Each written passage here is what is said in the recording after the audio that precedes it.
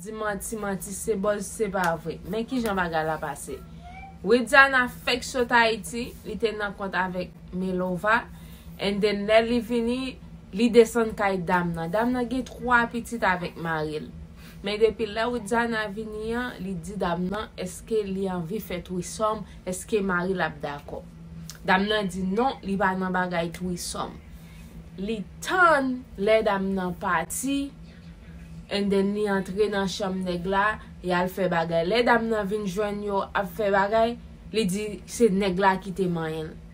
So, Widzana fek vin Saint-Domingue pour moun nan bon à descendre la Kali ou pas ouais qui jan pour dire merci, c'est Maril pour prendre pour coucher avec elle. Bon, nous même mesdames haïtiennes ça yo.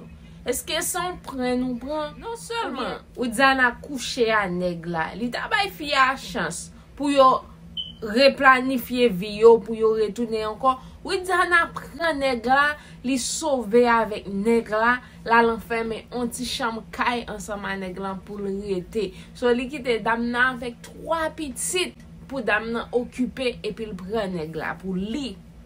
Hein? Même accident nous t'entendez Widzana a fait. Nèg la te nan machine nan tout. Machine nan pas pour Widzana, pas pour nèg la. C'est machine en voisinage yo prêté al faire l'obey. And then yo krasé machine nan. And then yo gen $3,000 américains pour yo remettre, yo pas même remettre li même. N'aptendem? Li pas même remettre comme ça. C'est bon bagay. Nou ka wè nan vidéo Jean Widzana a gouillé sou nèg la. On moun ki ou connaît gen mari de pour sorti, li pa cham sorti à Damna. Damna qui dit oui li ka descend la Kali. Widzana pa cham sorti à Damna. Tout accident, Damna pa nan une photo avec elle, c'est nèg la le prend pas même. Ou qui sorti à Haïti nan problème ou vin Saint-Domingue, c'est nan problème pour vin mettre tête ou encore.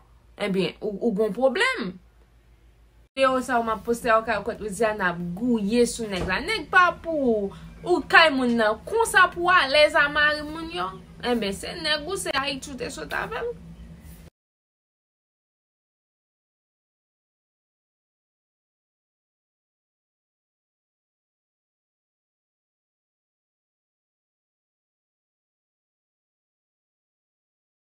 Pour montrer ça le fait al camper derrière li bloqué Damna.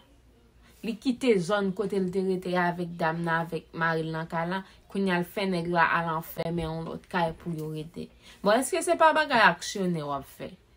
Et yo même ça ou le on bagay arrive on moun nan via, sou pas ka di bien ou pas di mal. Les accidents, tout moun t'a pas problème et bon Dieu t'a fait Damna ouais justice li parce qu'on pas ka fon bagay comme ça.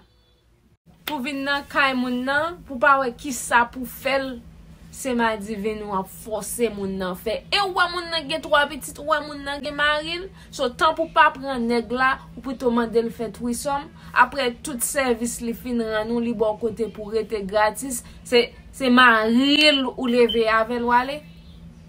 Eh bien. Et pour ça yo li me balende pour quitter Haïti. Parce que pas comme ça hein.